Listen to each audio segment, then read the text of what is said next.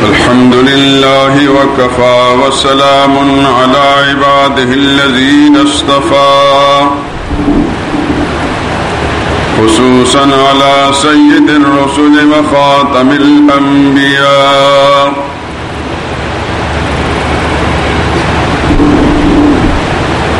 أما بعد فأعوذ بالله من الشيطان الرجيم بسم الله الرحمن الرحيم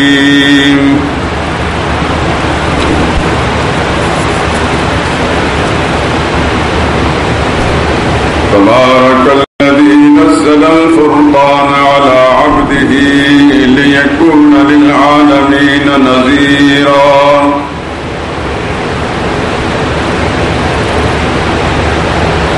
الذي له ملك السماوات والأرض ولم يتخذ ولدا ولم يكن له شريك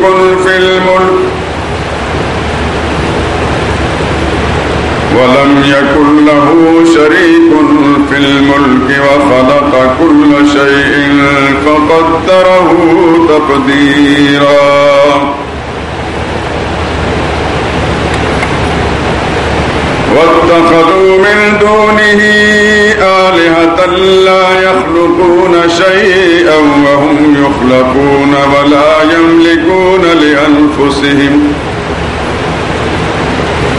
يملكون لأنفسهم ضرا ولا نفعا ولا يملكون موتا ولا حياة ولا نشورا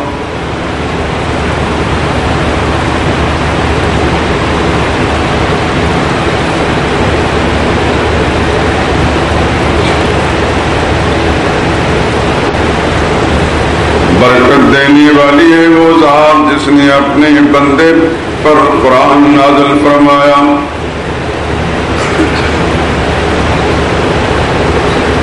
تاکہ وہ بندہ اس قرآن کے ذریعے سے سارے جہان کے لوگوں کو خبردار کر دے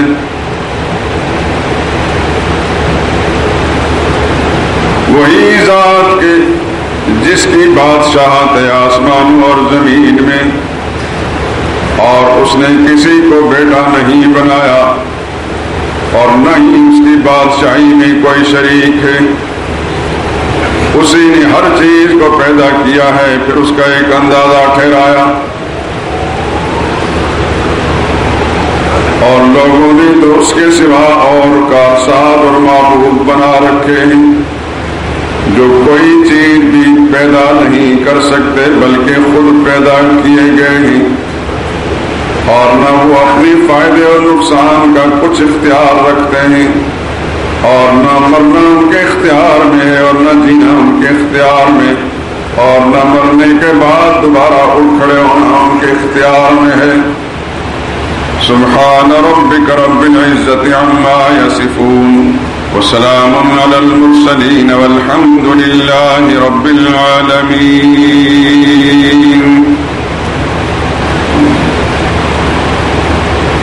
بزرگان محترم برادران عزیز معزز خواتین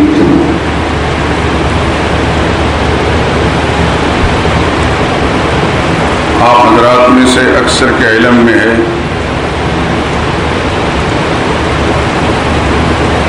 کہ سال بھر میں رمضان المبارک کا مہینہ ایسا مہینہ ہے جس میں جمعۃ المبارک کے خطبات کا بیان دین اسلام کے اساسی اور بنیادی مسئلے کے بارے میں ہوتا ہے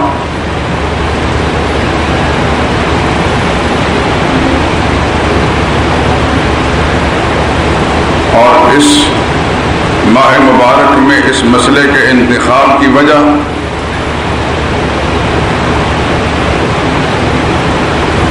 کہ سارے سال میں جو مسلمان کسی نہ کسی وجہ سے اپنی غفلت کی وجہ سے یا کسی اور سبب سے مسجد کا رخ نہیں کر پاتے اللہ اس مہینے کی برکت سے انہیں بھی مسجد میں آنے کی توفیق عطا کر دیتے ہیں اور پھر چونکہ ان کی زندگی اس طرح گزر چکی ہوتی ہے کہ کبھی کسی دینی مجلس میں بیٹھنا، اس کی باتیں غور سے سننا انہیں موقع نہیں ملتا، نتیجے میں مسلمان کہلا کر بھی مسلمانی سے واقف نہیں ہوتے، صرف نام کے مسلمان تو ہوتے ہیں لیکن حقیقت میں انہیں یہ پتہ ہی نہیں ہوتا کہ مسلمان کسے کہتے ہیں اور مسلمان ہونے کے لیے کیا کیا تقاضے اور شرائط ہیں۔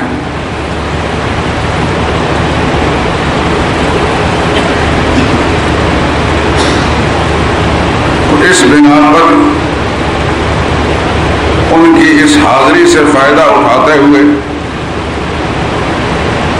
دین کا وہ مسئلہ جو سب سے اہم اور ضروری مسئلہ ہے،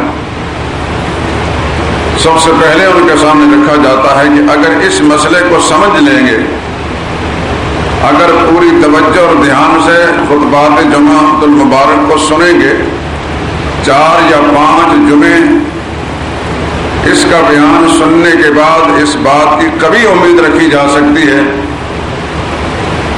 کہ دین اسلام کے بنیادی مسئلے جس پر ان کا ایمان قائم ہے، جس پر ان کی مسلمانی قائم ہے، جس کی بنیاد پر مسلمان کہلا سکتے ہیں، یا جس کی بنیاد پر ان کے نماز اور روزے اور دوسری باتیں قبول ہو سکتی ہیں، اس کے بارے میں کم از کم ان کا ذہن ذرا صاف ہو چکا ہوگا۔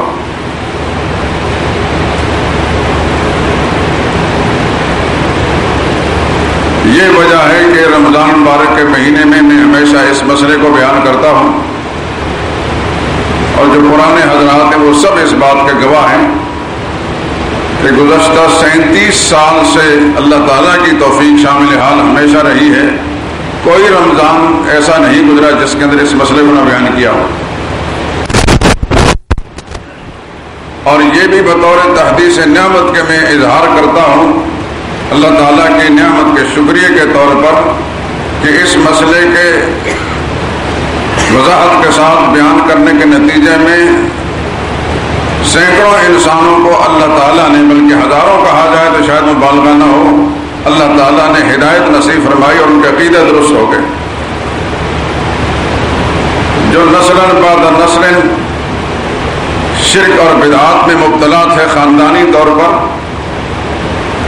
اور جاہلی رسومات اور ہندوانہ کلچر ان کے خاندانوں میں برابر چلا آ رہا تھا، اللہ کی رحمت سے اور جمعۃ المبارک کے ان قرآن و سنت پر مبنی خطبات کی برکت سے اللہ تعالیٰ نے ان کے ذہنوں کو صاف کر دیا، ان کے گھروں سے شرک نکل گیا، بدعات سے نجات مل گئی، اور رسومات جاہلیہ اور ہندو کلچر سے ان کو چھٹکارا مل گیا۔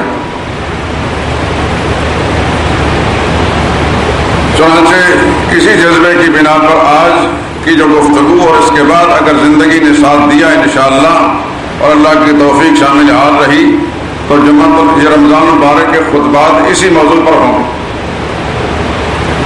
اس لیے یہاں میں یہ بات بھی عرض کر دوں کہ آپ اگر اپنے حلقہ احباب میں یا عزیز و رشتہ داروں میں کہیں کمزوری محسوس کر رہے ہیں عقیدے کے اعتبار سے، دین کے بنیادی مسئلے کے اعتبار سے، تو آپ کوشش کر کے حتیٰ کہ اگر آپ کو منت سماجت بھی کرنی پڑے تاکہ اس کی عاقبت سنور جائے، اس کا ایمان بن جائے، تو آپ کو ہمیشہ کے لیے اجر و ثواب میں اللہ تعالیٰ شریک فرمائیں گے۔ آپ کو اگر اس کی منت کرنی پڑے، ہاتھ جوڑنے پڑے، ایسا کر کے بھی اس کو خطبات کے اندر شریک کریں تاکہ اس کا ایمان بن جائے، وہ اللہ کی پکڑ سے بچ جائے، ایک مسلمان کی حیثیت سے زندہ رہے اور مومن کی موت سے دنیا سے جائے، تو وہ جتنا زندگی بھر جتنے بھی اچھے کام کرے گا ان سارے کاموں میں اللہ تعالیٰ آپ کو اجر عطا فرمائے گا۔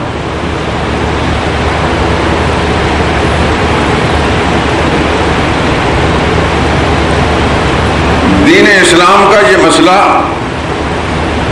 وہ مسئلہ ہے جس پر اللہ تعالیٰ نے پورے زمین و آسمان کے نظام کو قائم کیا۔ اسی کے لیے اللہ تعالیٰ نے آسمانوں کو پیدا کیا اور اسی کے لیے اللہ نے زمینیں بنائیں اور اسی کے لیے سارا جہان اللہ تعالیٰ نے چلایا ہے۔ یہی وہ مسئلہ ہے جس کے لیے اللہ نے آدم علیہ السلام سے لے کر محمد رسول اللہ صلی اللہ علیہ وسلم خاتم النبیین تک ہر نبی کو پابند کیا کہ لوگوں کے سامنے یہی مسئلہ بیان کرنا ہے، اور اسی مسئلے کی بنا پر اپنے اپنے زمانے میں انبیاء اکرام علیہ السلام کو تکلیفیں برداشت کرنا پڑی، قوم کی طرف سے دکھ سہنے پڑے. لاتعداد پیغمبر اللہ کے وہ ہیں جنہیں قتل کیا گیا. اپنے وطن سے بے وطن کیا گیا. نبیوں کے پیروکاروں کو اس مسئلے کے ماننے کی وجہ سے بڑی بڑی خوفناک اذیتیں دی گئیں، حتیٰ کہ بعض کو قتل کیا گیا. اور یہ وہ باتیں ہیں کہ جو آپ ان مدرسوں کے اندر کئی بار مختلف زاویوں کے ساتھ سن چکے ہیں.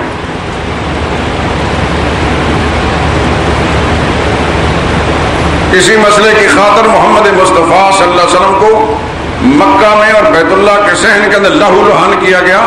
طائف کے بازاروں کے اندر پیغمبر کو لہو لہان کیا گیا. اسی مسئلے کے ماننے اور بیان کرنے کی وجہ سے رسول اللہ کے پیروکاروں کو قتل کیا گیا. وہ خوفناک اذیتیں دی گئیں کہ جس کے تصور سے بھی انسان کام اٹھتا ہے. سرور کائنات صلی اللہ علیہ وسلم نے فرمایا ان اشد الناس بلاء الانبیاء ثم الامثل فالامثل. دنیا میں سب سے زیادہ مصیبتیں خدا کی مخلوق میں پیغمبروں کو برداشت کرنا پڑی ہیں، پھر جو نبیوں کے قریب رہے ان کو برداشت کرنا پڑی، پھر جو ان کے قریب رہے ان کو برداشت کرنا پڑی. اور حضور صلی اللہ علیہ وسلم نے فرمایا سارے نبیوں کو جس قدر ستایا گیا ہے ان سب کے برابر بلکہ اس سے زیادہ مجھے ستایا گیا ہے. حتیٰ کہ محمد مصطفیٰ صلی اللہ علیہ وسلم کے قتل کے منصوبے بنائے گئے. رسول اللہ صلی اللہ علیہ وسلم کو دن کو چھوڑ کر رات کو اپنے وطن معلوم مکہ کو چھوڑنا پڑا. غار ثور کے اندر 3 راتوں کو رسول اللہ صلی اللہ علیہ وسلم کو گزارنا پڑا اور پھر مدینہ طیبہ کو ہجرت کرنا پڑی. اور جب حضور اکرم صلی اللہ علیہ وسلم مکہ شہر کو چھوڑ رہے تھے مظلومانہ طریقے سے، تو جس وقت اس کی سرحد پر پہنچے جہاں سے جہاں تک مکہ نظر آ رہا تھا، واپس پلٹ کر خدا کے پیغمبر نے بیت اللہ پر نظر ڈالی اور حضور اکرم صلی اللہ علیہ وسلم اپنی بھیگی آنکھوں کے ساتھ، آپ کی مبارک آنکھوں سے آنسو جاری تھے اور یہ فرما رہے تھے خدا کی قسم جس کی عظمت کبریائی مسلم ہے، مجھے ساری کائنات میں سے تو عزیز ہے بیت اللہ خانہ کعبہ اور مکہ معظمہ، مگر میں کیا کروں تیرے بیٹے مجھے یہاں رہنے نہیں دیتے، اس لیے مجبوراً خدا کی مرضی کی خاطر اس تیرے شہر کو میں چھوڑ کر جا رہا ہوں. اس سے اندازہ کیا جا سکتا ہے کہ اس مسئلے کی خاطر خدا کے پیغمبروں کو خصوصاً محمد مصطفیٰ صلی اللہ علیہ وسلم کو کس قدر ستایا گیا. میرے دوستو، آپ کو اگر آپ کے گھر سے بے گھر کر دیا جائے، آپ کے شہر سے جلا وطن کر دیا جائے، ذرا تصور کی آنکھ سے دیکھیے کہ آپ کے دل پر کیا گزرے گی. جس گھر کے ساتھ، جس شہر کے ساتھ، جس وطن کے ساتھ آپ کو پیار ہے، اگر اس ظلم کے ساتھ آپ کو وہاں سے نکال دیا جائے تو آپ کے دل پر کیا گزرے گی. کچھ ایسی ہی کیفیت محمد مصطفیٰ صلی اللہ علیہ وسلم کی تھی، خاص طور پر مکہ شہر، وہ مکہ جس میں بیت اللہ ہے اور وہ بیت اللہ جس میں ایک سجدہ کیجئے تو 1,00,000 سجدوں کا ثواب ملتا ہے. اب اس شہر کو جب چھڑوایا جا رہا ہے تو خوشی سے چھوڑ رہے ہیں، لیکن اس کا سبب کیا تھا، ان کا جرم کیا تھا؟ جرم یہی مسئلہ تھا دوستو جس کو مسئلہ توحید کہا جاتا ہے. اور اس مسئلہ توحید کا ماننا اس لیے ضروری ہے کہ اس کے نہ ماننے کی وجہ سے آپ کے روزے بیکار چلے جائیں گے، اس کے نہ ماننے کی وجہ سے آپ کی تراویحیں بیکار جائیں گی، قرآن سننا بیکار جائے گا، اس کے نہ ماننے کی وجہ سے آپ کی ساری نمازیں اور جمعے بیکار جائیں گے، اس کے نہ ماننے کی وجہ سے آپ کی زکاتیں بیکار جائیں گی، اس کے نہ ماننے کی وجہ سے آپ کے حج اور عمرے بیکار اور قربانیاں فضول چلی جائیں گی.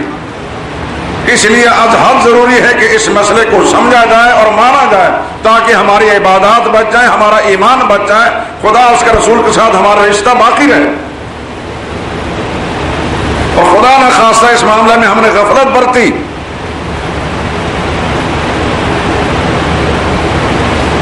اور یہ بات میں اس لیے زور دے کر کہہ رہا ہوں کہ جس معاشرے میں آپ زندگی گزار رہے ہیں، میں زندگی گزار رہا ہوں، اس معاشرے میں گمراہی کے امام، لوگوں کو گمراہی کے راستے پر ڈالنے والے مبلغ، واعظ دن رات اس جد و جہد میں لگے ہیں، بلکہ آپ کا میڈیا بھی مسلسل اللہ کی اس مخلوق کو جس ملک میں بستی ہے فکری طور پر گمراہ کرنے میں، اعتقادی طور پر آوارگی مبتلا کرنے میں کوئی دقیقہ فروغ گزاشت نہیں کرتا.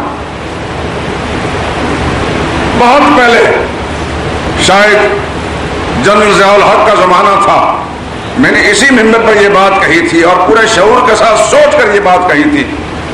میری اب بھی وہی رائے ہے کہ پاکستان کا سرکاری مذہب خالص دین اسلام جو محمد مصطفیٰ صلی اللہ علیہ وسلم پیش کیا تھا وہ نہیں ہے. پاکستان کا سرکاری مذہب اسلام کے نام پر شرک ہے،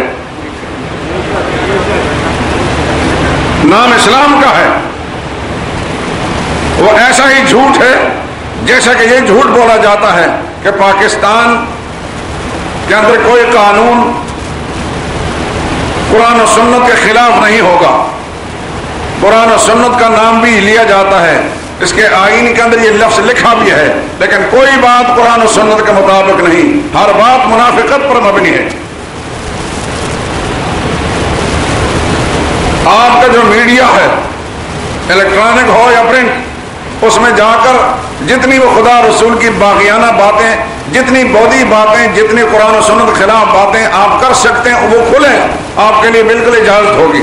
لیکن خالص اللہ کے قرآن پر مبنی، محمد مصطفیٰ صلی اللہ علیہ وسلم کی صحیح سنت پر مبنی، اصحاب رسول صلی اللہ علیہ وسلم کے اسوہ حسنہ پر مبنی کوئی بات آپ کا نہ پرنٹ میڈیا جو ہے اس کو نشر کرے گا، نہ آپ کا الیکٹرانک میڈیا نشر کرے گا. میں چیلنج کے طور پر یہ کہتا ہوں، کوئی ماں نے لال نہیں جانا، کوئی اخبار والا اور نہ کوئی کسی ٹی وی چینل والا کہ میری ہو بہو گفتگو کو جو میں اللہ کے توحید یا رسول اللہ صلی اللہ علیہ وسلم کے سنت کے مطابق بات کرتا ہوں ہو بہو اس کو نشر کرے. ان میں اتنی اخلاقی جرأت نہیں ہے.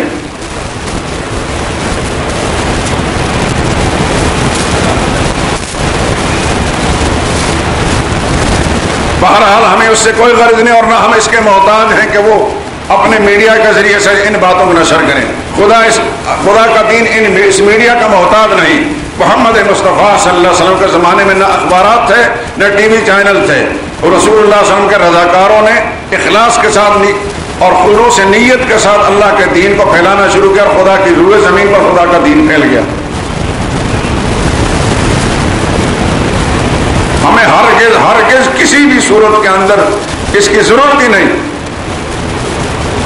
ہاں یہ ضرور خواہش رکھتے ہیں کہ مسلمان بھائی اللہ کے قرآن کو سنیں، محمد مصطفیٰ صلی اللہ علیہ وسلم کی صحیح سنت کو سنیں، اس کے ذریعے سے اپنا عقیدہ اور ایمان درست کریں، اور پھر اپنی اصلاح کے ساتھ ساتھ اپنے حلقے میں، چاہے وہ ان کے گھر کا حلقہ ہو یا اپنے دوستوں کا حلقہ ہو، اللہ کے اس پیغام کو پہنچائیں تاکہ یہ بھی اس فریضے سے سبکدوش ہو جائیں. کیونکہ ان کانوں کے ذریعے سے جو آواز پہنچتی ہے اور کانوں کے ذریعے سے دل و دماغ کے اندر جو بات اترتی ہے دوستو، اس آواز کا اور اس پیغام کا ہر انسان ذمہ دار ہے کہ نہ صرف اپنی اصلاح کرے بلکہ اللہ کے اس پیغام کو دوسروں تک پہنچائے، خواہ وہ بیوی بچے ہوں، بہن بھائی ہوں، خاندان کے لوگ ہوں، دوست یار ہوں یا اور لوگ، جہاں جہاں بھی اس کی زبان کام کرتی ہے اس پیغام کو پہنچائے تاکہ کل خدا کے سامنے جائے تو سرخرو ہو کر جائے. اللہ یہ نہ پوچھے کہ تمہیں ایک مسئلہ معلوم تھا اور تمہارے سامنے لوگ بھٹک رہے تھے، تم نے کس مصلحت کی بنا پر خاموش اختیاری کی، اور دوسرا انسان جو کہ جہنم کے راستے پر چلتا رہا.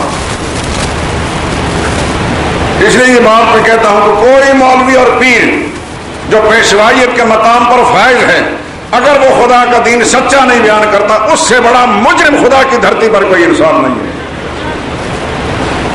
اسی لیے اللہ کے پیغمبر حضرت محمد مصطفیٰ صلی اللہ علیہ وسلم نے 1400 سال پہلے فرمایا تھا، الا لوگوں خبردار ہو جاؤ، آگاہ ہو جاؤ، ان خیر الخیر خیار العلماء و ان شر الشر شرار العلماء. سب مخلوق میں سے بہترین طبقہ ہے وہ بہترین علماء کا ہے جو علماء حق ہیں، لیکن خدا کی مخلوق سے بدترین اگر کوئی طبقہ ہے تو وہ بھی مولویوں کا ہے جو علماء سو ہیں، جو اپنے مفاد کی خاطر، اپنے پیٹ کی خاطر، اپنے حقیر مفاد کی خاطر حق بیان نہیں کرتے، سچ مسئلے کو چھپاتے ہیں اور جھوٹی باتیں لوگوں سے ہم نقل کرتے ہیں تاکہ ہمارے عقیدت مندوں کی تعداد نہ گھٹے، ہمارے چندوں میں کوئی فرق نہ آئے. نبی کا سچا پیروکار وہی عالم ہے، نبی کا وارث وہی عالم ہے جو تمام مصلحتوں سے بالا ہو کر خدا کے قرآن کو صحیح شکل میں قوم کے سامنے بیان کرے، محمد مصطفیٰ صلی اللہ علیہ وسلم کی صحیح سنت کو قوم کے سامنے بیان کرے.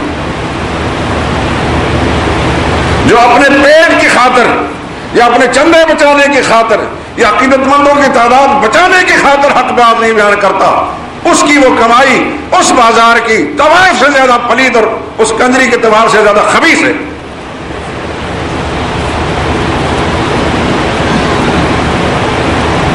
وہ تو جسم بیچ کر، اپنے جسم کو بیچ کر کمائی کھاتی ہے، یہ ایمان بیچ کر کھاتا۔ جسم بیچنا بھی گناہ ہے لیکن وہ اتنا بڑا گناہ نہیں جتنا ایمان بیچنا اور خدا کی مخلوق کو گمراہ کر کے مفاد حاصل کرنا جرم ہے۔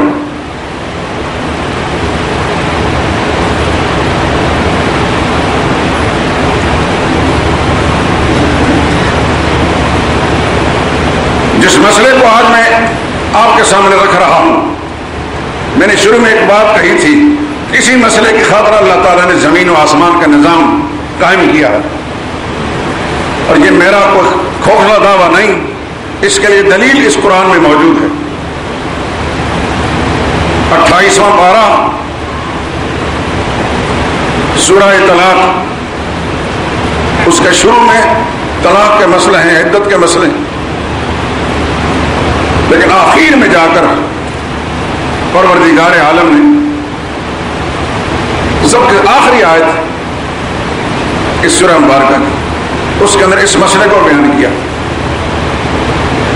اور قرآن کریم کے اندر ان احکامات کے آپس میں ربط اس طرح ہے کہ جب نکاح طلاق کے اور وصیت وراثت کے مسئلے بیان کیے جاتے ہیں تو ساتھ مسئلہ توحید بیان کیا جاتا ہے۔ اللہ یہ بتانا چاہتے ہیں لوگوں اپنے دنیا کے دھندوں میں مشغول ہو کر خدا کی توحید کو نہ بھول جانا، یہ آپس میں ربط ہے اس کا۔ اب وہ آیت میں آپ کے سامنے تلاوت کرتا ہوں، اس کا ترجمہ پیش کرتا ہوں، اگر نہ سمجھ میں آئے تو اپنے گھر میں جا کر بڑے سکون اور اطمینان کے ساتھ کسی ایسے عالم کا لکھا ہوا ترجمہ جس کی دیانت امانت، جس کا علم، جس کی دیانت امانت مسلم ہو، اس کا لکھا ہوا ترجمہ پڑھ کر دیکھ لینا سورہ طلاق کی آخری آیت، انشاءاللہ میری بات کی تصدیق ہوگی۔ اعوذ باللہ من الشیطان الرجیم، بسم اللہ الرحمن الرحیم۔ اللہ الذی خلق سبع سماوات ومن الارض مثلہن يتنزل الأمر بينهن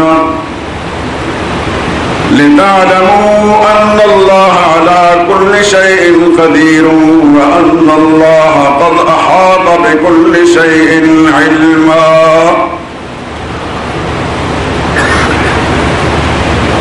اللہ الذی خلق سبع سماوات، اللہ وہ ذات ہے جس نے 7 آسمان بنائے، وَمِنَ الْأَرْضِ مِثْلَهُنَّ اور زمینیں بھی اتنی ہی بنائی، جتنے آسمان پیدا کیے اتنی زمینیں بھی بنائی۔ يَتَنَزَّلُ الْأَمْرُ بَيْنَهُنَّ، آسمانوں میں اور زمین میں صرف اللہ ہی کا راج ہے، اسی کا اختیار چلتا ہے، ایک پتا بھی اس کی مرضی کے بغیر نہیں ہل سکتا۔ سورج نکلتا ہے تو اس کی مرضی کے مطابق، چاند ستارے روشنی دیتے ہیں تو اس کی مرضی کے مطابق، سردی کا موسم آتا ہے تو اس کی مرضی کے مطابق، اور گرمی میں تبدیل ہوتا ہے تو اس کی مرضی کے مطابق، بارش برستی ہے تو اس کی مرضی کے مطابق، اور خشک سالی ہوتی ہے تو اس کی مرضی کے مطابق۔ وہ بارش نہ برسانا چاہے، ساری دنیا کی قوتیں مل کر پانی کا ایک قطرہ بھی آسمان سے زمین پر نہیں لا سکتی، لیکن اگر وہ بارش برسانا چاہے اور بارش برسانے کے ساتھ ساتھ اس کو رحمت کی بجائے سیلاب اور عذاب بنا دے، ساری دنیا کی قوتیں مل کر راستہ نہیں رو سکتی۔ يَتَنَزَّلُ الْأَمْرُ بَيْنَهُنَّ، آسمان اور زمین میں فیصلے اسی کے چلتے ہیں۔ ہے کوئی دنیا میں اللہ کی مرضی کو روکنے والا؟ دیکھیے، پانی کائنات کے جتنے جاندار ہیں ان کی زندگی کا مدار ہے، خواہ انسان ہو یا حیوانات۔ اللہ نے ہر جاندار کو پیدا بھی پانی سے کیا، قرآن میں ہے وَجَعَلْنَا مِنَ الْمَاءِ كُلَّ شَيْءٍ حَيٍّ، ہر جاندار کو ہم نے پانی سے پیدا کیا۔ انسان کو بھی اللہ نے پانی قطرہ سے بنایا، اور حیوانات جتنے جاندار ہیں سب پانی سے پیدا کیے۔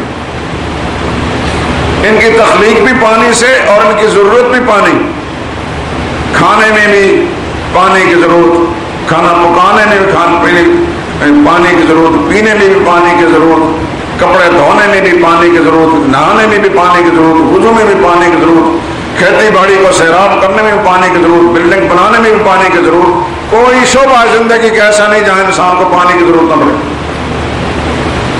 پانی کو اتنا اللہ تعالیٰ نے انسان کے ساتھ لازم ملزوم کر دیا۔ اور پھر قرآن کہتا ہے کبھی کبھی یہ پانی رحمت بن کر آتا ہے، هو الذي يرسل الرياح بشرا بين يدي رحمته، وہ اللہ ہی تو ہے جو ہوائیں چلاتا ہے، ٹھنڈی ٹھنڈی ہوائیں چلاتا ہے اپنی رحمت لانے سے پہلے۔ رحمت سے مراد بارش ہے، لیکن جب اللہ تعالیٰ کسی قوم سے ناراض ہو جاتے ہیں اپنی حکمت کے تحت کسی پانی کو جس پر اس کی زندگی کا دار و مدار ہے، اس پانی کو عذاب بنا کر بھیجتے ہیں۔ مالک ہے، ہوا بند ہو جائے تو انسان کا دم گھٹنے لگتا ہے، لیکن اسی ہوا کو تند و تیز آندھیوں کی شکل میں جب اللہ چلاتے ہیں تو عذاب بن جاتا ہے۔ اس لیے کہ ساری کائنات کا نظام اللہ ہی کے قبضہ قدرت اور اختیار میں ہے۔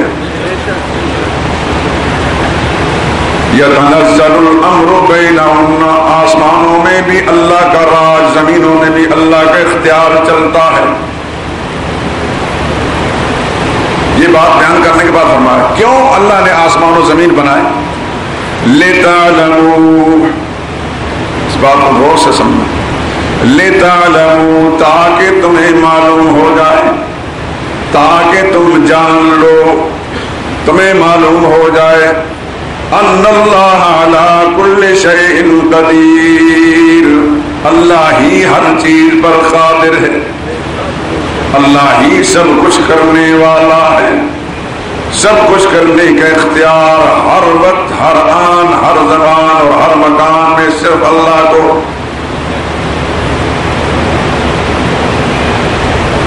وہ کچھ کرنا نہ چاہے تو کسی کا کوئی اختیار نہیں چلتا۔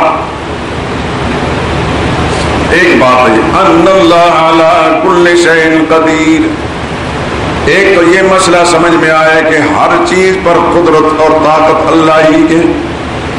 دوسری بات وَأَنَّ اللَّهَ قَدْ أَحَاطَ بِكُلِّ شَيْءٍ عِلْمًا، اور ساری کائنات کا علم اللہ کے علم میں ہے، ساری کائنات اللہ کے علم میں سمائی ہوئی ہے۔ یعنی دوسرے لفظ میں آسان لفظ میں کہہ لیجیے علم اور قدرت، اللہ یہ بتانا چاہتے ہیں قدرت کا مالک میں ہوں اور سب کچھ جاننے والا بھی میں ہوں۔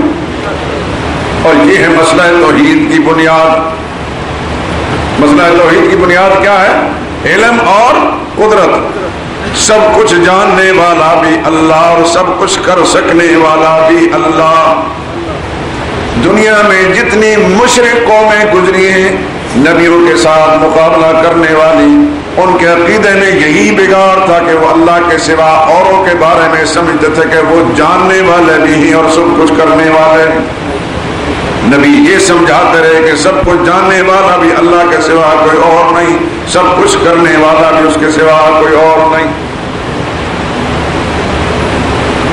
مرضی کس کی چلتی ہے؟ اللہ کی چلتی ہے۔ ایک جھلکی بتاتا ہوں، تفصیل تو آگے آئے گی انشاءاللہ، تاکہ آپ کو یہ تقابل معلوم ہو جائے کہ مرضی کس کی چلتی ہے۔ یہ ہمارا جو دعویٰ ہے کہ ہر جگہ مرضی کس کی چلتی ہے؟ اللہ کی۔ اللہ کے ایک پیغمبر، توجہ میری طرف، نمازی آتے رہیں گے بیٹھتے رہیں گے، آپ کیوں اپنا وقت ضائع کر رہے ہیں؟ اللہ کے ایک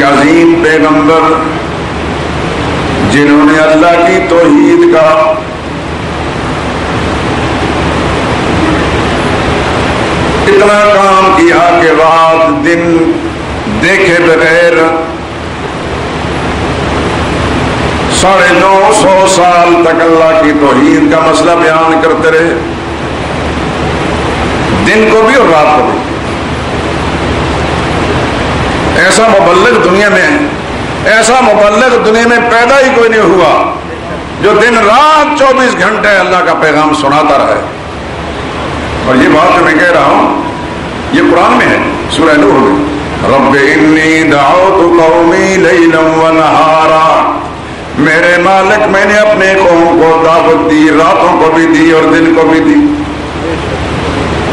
یہ نبی کا بیان، اور 2 دن 4 دن 10 سال 20 سال 50 سال نہیں، وَلَبِثَ فِيهِمْ أَلْفَ سَنَةٍ إِلَّا 50 عَامًا، نوح علیہ السلام اس قوم کے اندر 50 کم 1000 سال رہے، 50 کم 1000 سال، تو کتنے سال ہوئے؟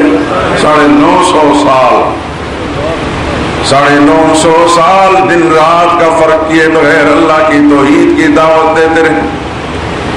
لیکن اللہ کی قدرت اور اس کی تقسیم پر قربان جائیں کہ نوح علیہ السلام کی بیوی بھی مشرک رہی، اور بیٹا بھی کافر رہا۔ بات سمجھ میں آ رہی ہے؟ نئے پرانے حضرات کو تو خیر سمجھ میں آ گئی بات، جو نئے حضرات ہیں جو سمجھ میں آئے تو میں کھل کر کہتا ہوں، اس طرح ہاتھ کھڑا کرتا کہ میں دوبارہ سمجھاؤں۔ میرا یہ فرض بنتا ہے کہ آپ تک بات پہنچاؤں، مجھے کوئی شرم نہیں اس بات میں، نہ کوئی تکلیف ہوگی۔ آپ سمجھ جائیں یہ میری قیمت وصول ہو جاتی۔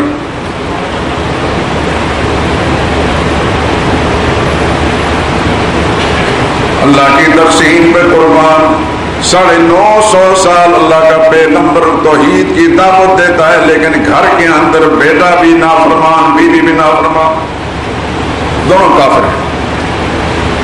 لوگوں کو سمجھ آئی، ان کو سمجھ میں آئی۔ بالآخر اللہ تعالیٰ نے اس مشرک قوم کو ہلاک کرنے کے لیے فیصلہ کر لیا۔ اور کس طرح ہلاک کیا؟ اللہ نے فرمایا ان کو طوفان، پانی کا طوفان بھیج کر میں ان کو ڈبونا چاہتا ہوں، غرق کرنا چاہتا ہوں۔ اللہ کا عذاب آ گیا، ساری قوم غرق ہو گئی، صرف توحید پرست بچ گئے۔ جن لوگوں نے نوح علیہ السلام کی بات کو مان لیا وہ بچ گئے، باقی سب غرق ہو گئے۔ بیوی بھی غرق ہو گئی اور بیٹا بھی غرق ہو گیا، نبی کے گھر کے لوگ ہیں۔ بیٹا جب ڈوبنے لگا تو نوح علیہ السلام نے اللہ سے درخواست کی، توجہ میری طرف، نوح علیہ السلام نے درخواست، یا اللہ میرے بیٹے کو بچا لے۔ کیا کہا؟ یا اللہ میرے بیٹے کو بچا لے۔ اللہ نے فرمایا میں آپ کی اس بات کو نہیں مانوں گا، میں نہیں بچاؤں گا۔ اور اللہ نے نہیں بچایا، فکان من المغرقین، نوح علیہ السلام کو بیٹا غرق ہو گیا۔ بتاؤ مرضی کس کی پوری ہوئی؟ بات سمجھ میں آئی کہ نہیں آئی؟ نوح علیہ السلام اللہ کے محبوب پیغمبر ہیں، عظیم نبی ہیں، اور اتنے عظمت والے کہ دن رات کا فرق کیے بغیر 950 سال تک دین کی دعوت دیتے رہے، اللہ کا پیغام سناتے رہے۔ لیکن اللہ نے اپنا قانون اپنے نبی کے لیے بھی نہیں بدلا۔ اللہ پر کوئی مرضی ٹھونس نہیں سکتا، زبردستی اللہ سے منوا نہیں سکتا۔ ماننے پہ آئے تو اس کی شان کریمی ہے، مہربانی ہے، نہ ماننے پہ آئے تو کوئی اس کے سامنے احتجاج بھی نہیں کر سکتا۔ نوح علیہ السلام نے چاہا کہ میرا بیٹا بچ جائے، درخواست کی، رب ان ابنی من اہلی وان وعدک الحق، یا اللہ میرے بیٹا اس کو بچا لے۔ اللہ نے فرمایا میں نہیں بچاؤں گا، فلا تسألنی ما لیس لک بہ علم، بچانا تو درکنار، اس کے بارے میں بولنے کی بھی اجازت نہیں دوں گا۔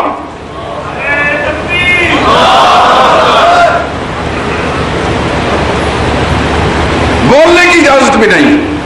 فلا تسألنی، 12واں پارہ سورہ ہود پڑھ کر دیکھ لیں، مت سوال کیجئے، اس کے بارے میں مت سوال کیجئے۔ ایک مثال، دوسری مثال، امام الانبیاء صلی اللہ علیہ وسلم غزوہ احد میں چند کفار ایسے تھے جن کہ پتھر پھینکنے سے رسول اللہ صلی اللہ علیہ وسلم کا چہرہ انور لہولہان ہو گیا.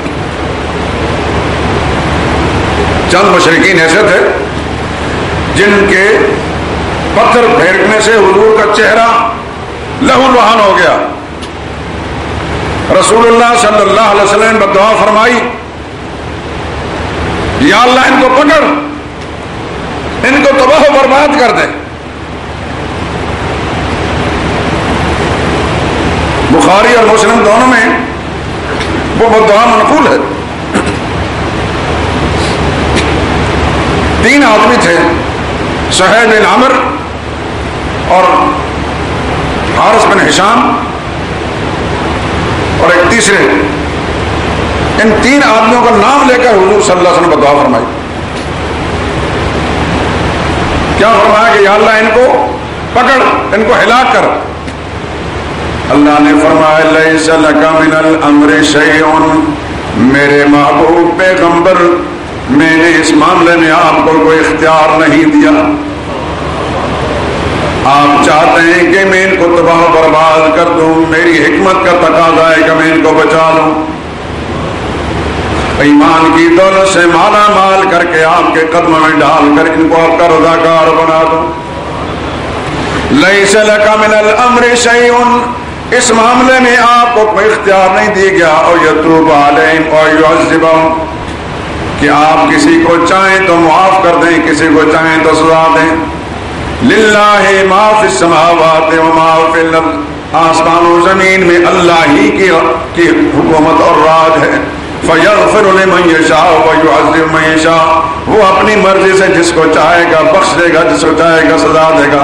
واللہ غفور الرحیم.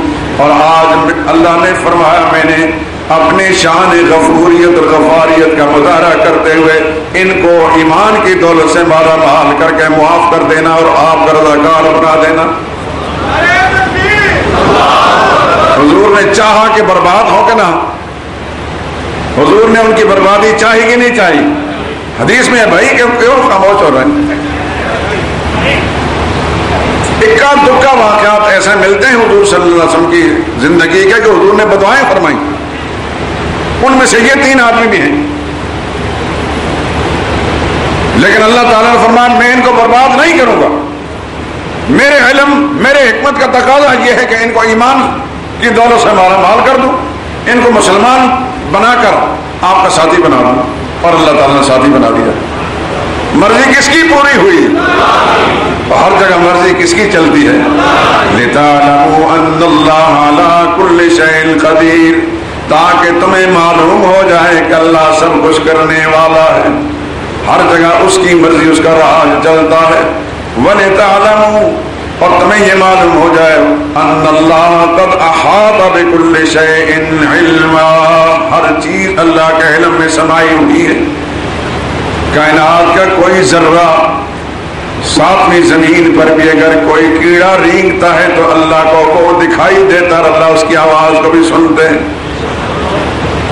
ساری کائنات کو اللہ بیک وقت دیکھتے ہیں, بیک وقت ساری کائنات کی مخلوق کی آوازوں کو سنتے ہیں اور ہر ایک کو جواب بھی دیتے ہیں.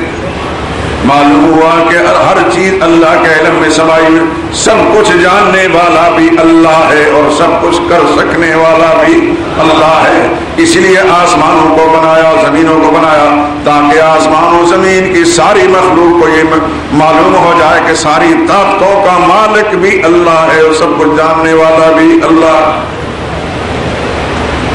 تو یہ مسئلہ اہم ہے اس لیے کہ اس کے لیے زمین و آسمان بنائے گئے, 7واں آسمان اس کے لیے بنایا گیا, سارا نظام چلایا گیا. یہ مسئلہ بڑا ضروری ہے کہ سارے نبی اس مسئلے کو بیان کرتے ہیں. 17ویں پارے میں جو پہلی سورت ہے اس کا نام ہے سورت الانبیاء, یعنی وہ سورت اور نبیوں کے نام پر اللہ تعالیٰ نے نازل فرمائی. اور بہت سے نبیوں کے قصے بھی ہیں. اسی سورت میں ایک آیت ایسی ہے وَمَا أَرْسَلْنَا مِن قَبْلِكَ مِن رَّسُولٍ إِلَّا نُوحِي إِلَيْهِ أَنَّهُ لَا إِلَٰهَ إِلَّا أَنَا فَاعْبُدُونِ.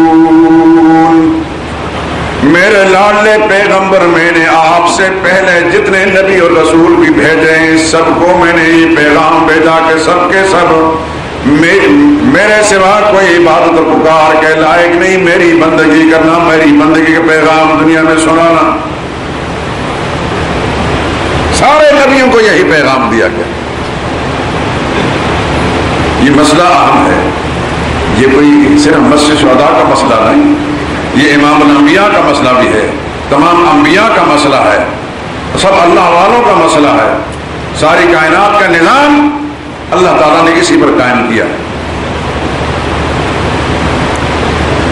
آپ کسی مجلس میں یہ سن چکے ہیں،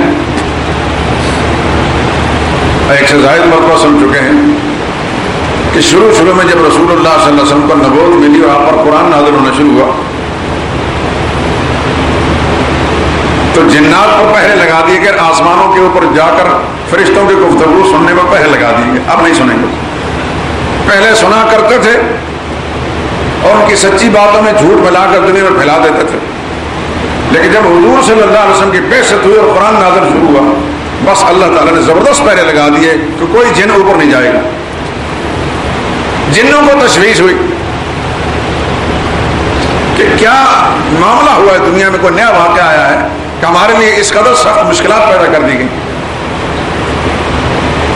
جنوں نے اپنی جماعتیں روانہ کر دی، پوری دنیا میں زمین میں پھیلا دی۔ یاد رکھنا کہ دنیا میں جتنے انسان ہیں جن ان سے کہیں زیادہ ہیں۔ کئی جاہل لوگ ایسے بھی کہتے ہیں جی لوگ جنوں کی باتیں کرتے ہیں، میں تو جنوں کو مانتا نہیں، جن ہے ہی کوئی نہیں۔ لیکن ایسے ایسے بیوقوف بھی اس دنیا میں موجود ہیں کہ سمجھتے ہیں کہ ہم بڑے پڑھے لکھے یا عقل مند ہیں۔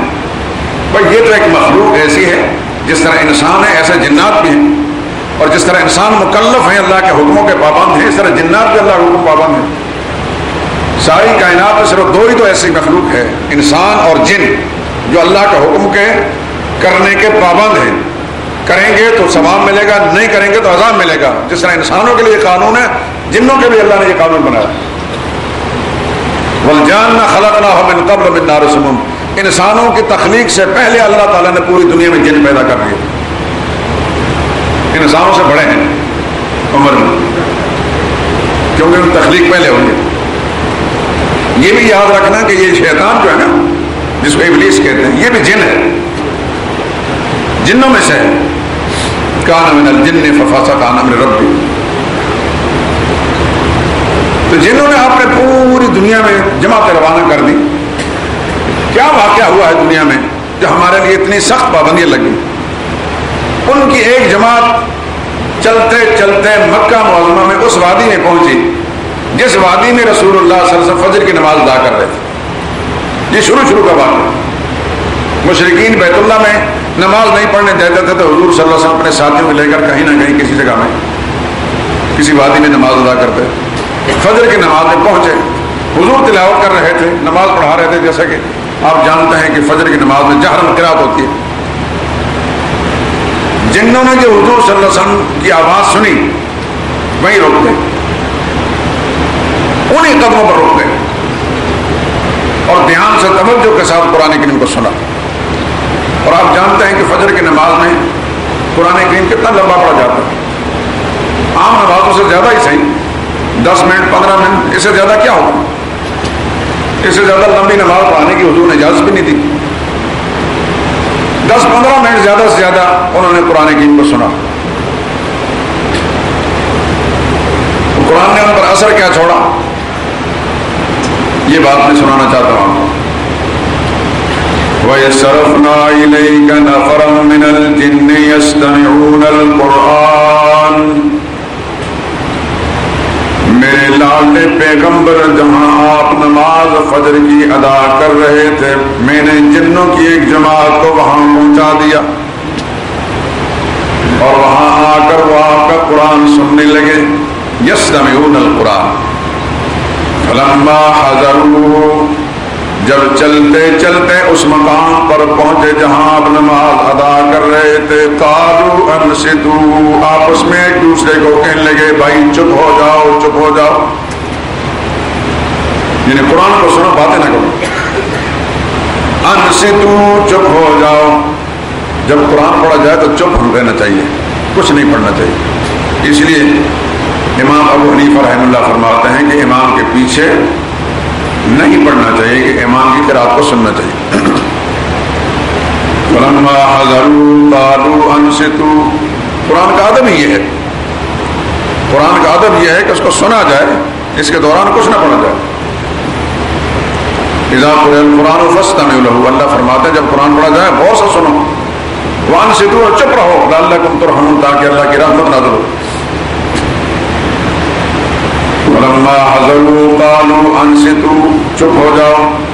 فلما قضی، جب قرآن کریم کی تلاوت مکمل ہوئی، مکمل ہو گئی، نماز ختم ہو گئی، ولوا الی قومہم منذرین، جنوں کی وہ جماعت جو یہاں پہنچی تھی، قرآن نے ان کے دل اور دماغ پر ایسا اثر ڈالا، وہیں انہوں نے عقیدہ توحید قبول کر لیا، شرک سے طائب ہو کر واپس اپنے قوم میں اس جذبے کے ساتھ روانہ ہو گئے، کہنے لگے آج کے بعد جا کر اپنے قوم کے اندر اللہ کی توحید کا پیغام سنائیں گے.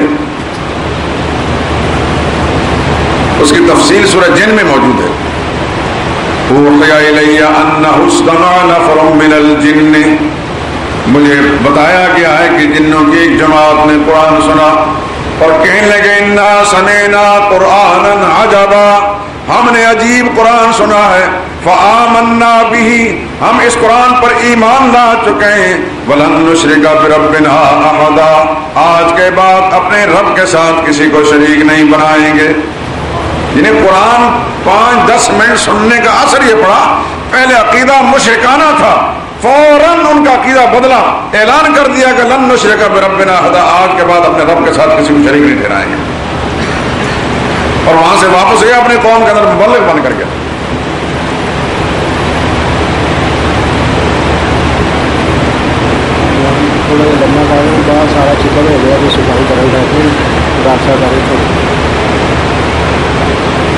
قرآن کا یہ اثر ہے کہ جس نے اس کو غور سے سنا، عقیدت کے ساتھ سنا، اس کا دین ایمان بن گیا، اس کی سوچ درست ہو گئی. دوستوں میں اکثر کہا کرتا ہوں کہ قرآن ہم بھی سنتے ہیں، قرآن جنہوں نے بھی سنا تھا. ہم تو برسوں تک قرآن سنتے ہیں، ہمارا عقیدہ نہیں بدلتا. معلوم ہوتا ہے کہ ہم صرف رسماً سنتے ہیں اللہ کی کتاب، اس کی محبت دل میں رکھ کر، اس کا عظمت کا نقشہ دل دماغ میں بٹھا کر اس جذبے کے ساتھ نہیں سنتے کہ ہماری ہدایت کا سامان بن جائے. بس رسمی سی کارروائی ہوتی ہے، اس کا نتیجہ یہ نکلا جیسے ہمارے جذبے ہوتے ہیں ویسے اللہ تعالیٰ کی طرف سے فیصلے ہوتے ہیں. خیر بات عرض کر رہا تھا کہ زمین و آسمان کس کے لیے بنائے گئے؟ اللہ کی توحید کے اظہار کے لیے. سارے نبی دنیا میں کیوں بھیجے گئے؟ اللہ کی توحید کا پیغام سنانے کے لیے. انبیاء اکرام علیہ السلام کے جتنے پیروکار دنیا میں آئے انہوں نے اللہ کی توحید کا پیغام سنایا. انسان تو انسان ہے، جنات کو بھی مسئلہ سمجھ میں آیا تو انہوں نے بھی اللہ کی توحید کا پیغام سنایا.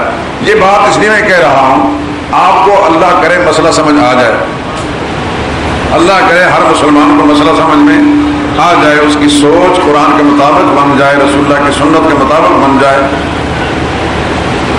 اللہ پھر اس کو یہ جذبہ بھی دے کہ اس پیغام کو دل میں چھپا کر نہ رکھے، اس پیغام کو اپنے حلقے میں بیان کرے.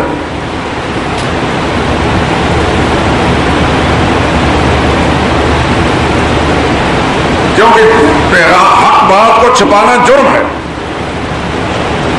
حضور صلی اللہ علیہ وسلم نے فرمایا جو مولوی حق بات چھپاتا ہے، نہیں کہتا، یا اپنی زبان سے غلط مسئلے بیان کرتا ہے، کل قیامت کے دن جہنم کی آگ میں گرم کی ہوئی قینچیوں سے اس مولوی اور اس پیر کے ہونٹ اور اس کی زبان کاٹی جائے گی جس نے غلط مسئلے بیان کیے. یہ بات میں نہیں کہہ رہا، محمد مصطفیٰ صلی اللہ علیہ وسلم نے فرمایا. جس نے غلط مسئلہ بیان کیا، حق بات کو چھپایا، کہ وہ مولوی ہے یا پیر ہے، کوئی واعظ ہے، مبلغ ہے، خطیب ہے، جہنم کی آگ میں گرم کی ہوئی قینچیوں سے اس کی زبان بھی کاٹی جائے گی، اس کے ہونٹ بھی کاٹے جائیں گے. یہ سزا ملے گی اللہ کی طرف سے اس کو. تو معلوم ہوا کہ حق بات معلوم ہو جائے تو اس کو چھپانا نہیں چاہیے. اليوم نختم على تکلمنا ایدیہم وتشہد ارجلہم بما کانوا یکسبون. ان کانوں کے راستے سے جو حق بات پہنچی دل دماغ میں آ گئی. اب یہ کان گواہیاں دیں گے, ہاتھ گواہیاں دیں گے, پیر گواہیاں دیں گے اس انسان کے بارے میں. یا اللہ یہ بات پہنچی تھی, سنی تھی, جس نے آگے اس بات کو پیغام کو پہنچا دیا تو وہ تو سرخرو ہو گیا, اور جس نے نہیں پہنچایا اس کے اپنا جسم اس کے خلاف سرکاری گواہ بن کر گواہی دے گا. یہ اللہ کا سرکاری گواہ ہے. یہ ہمارا وجود شاہد علیہم سمعہم وابصارہم وجلودہم, اس انسان کے خلاف اس کے کان بھی گواہیاں دیں گے, اس کی آنکھیں بھی گواہیاں دیں گی, اس کی کھال بھی گواہی دے گی. یہ ہمارا ہی جسم ہے جس کو بنانے سنوارنے کے لیے سب کچھ کرتے ہیں, لیکن کل قیامت دن یہ ہمارے خلاف سرکاری وکیل سرکاری گواہ بن جائیں گے. سرکار اللہ کی ذات ہے اور اس کے پیدا کیے ہوئے ہیں, وہ ان سے گواہیاں لے گا اور یہ بول نہیں سکیں گے, انکار نہیں کر سکیں گے, ان کو انکار کی مجال نہیں ہوگی. تو قبل اس کے کہ وہ وقت آئے اور یہ ہمارا جسم اور ہماری آنکھیں اور ہمارے کان اور ہمارے ہاتھ پاؤں ہمارے خلاف گواہیاں دیں, اس سے پہلے اپنی ذمہ داریوں کو سمجھ کر یہ مسئلہ جو ہے ہمارے کانوں کے راستے سے دل تک پہنچتا ہے, اس مسئلے پر عمل کریں اور اس پیغام کو پھر اپنے حلقے کے اندر پہنچائیں. اس مسئلے کی اہمیت کیا ہے اسلام میں؟ ایک درخت سبز شاداب نظر آتا ہے, تر و تازہ نظر آتا ہے, شاخیں اس کی تر و تازہ ہیں, اس کے پتے تر و تازہ ہیں. آپ جانتے ہیں کہ شاخوں کی تازگی اور پتوں کی تازگی اور ہریالی جو ہے کس سبب سے؟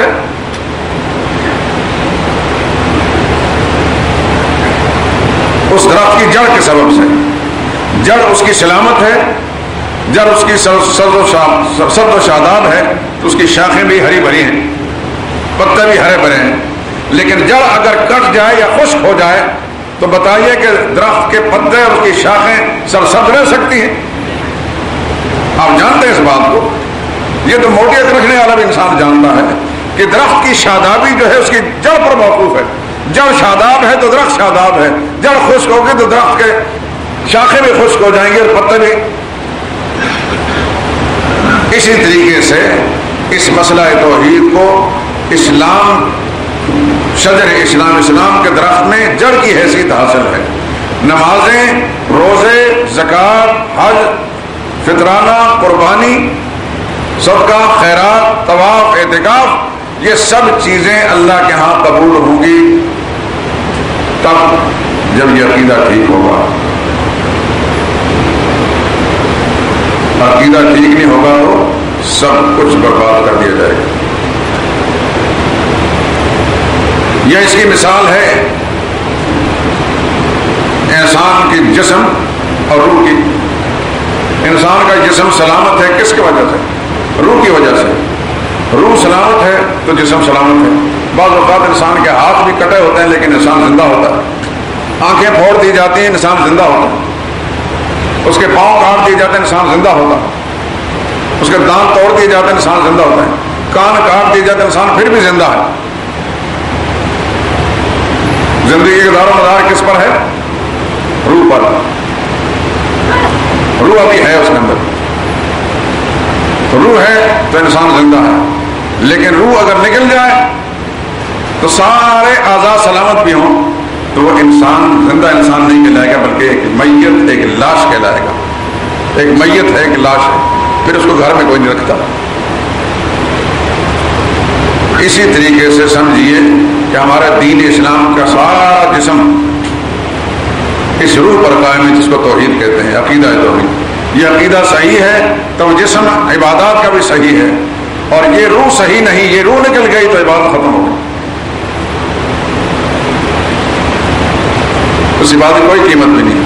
اچھی طرح سمجھ لیجئے, یہ روزے بیکار جائیں گے, یہ نمازیں بیکار جائیں گی, یہ زکاتیں بیکار جائیں گی, صدقہ و خیرات بیکار جائے گا, یہ قربانیاں بیکار جائیں گی, یہ حج اور عمرے بیکار جائیں گے اگر عقیدہ ٹھیک نہیں.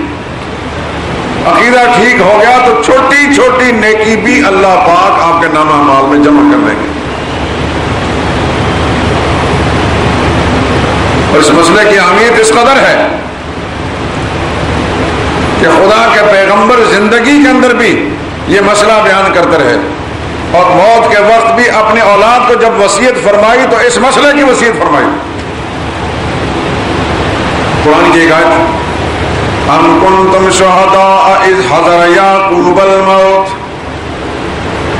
لوگوں کیا تمہیں یہ معلوم ہے کہ جب یعقوب علیہ السلام پر موت آنے لگی اذ قال لبنیہ ما تعبدون من بعدی. اس موت کے وقت یعقوب علیہ السلام نے اپنے سارے بیٹوں کو اکٹھا کرنے کے بعد فرمایا ما تعبدون من بعدی.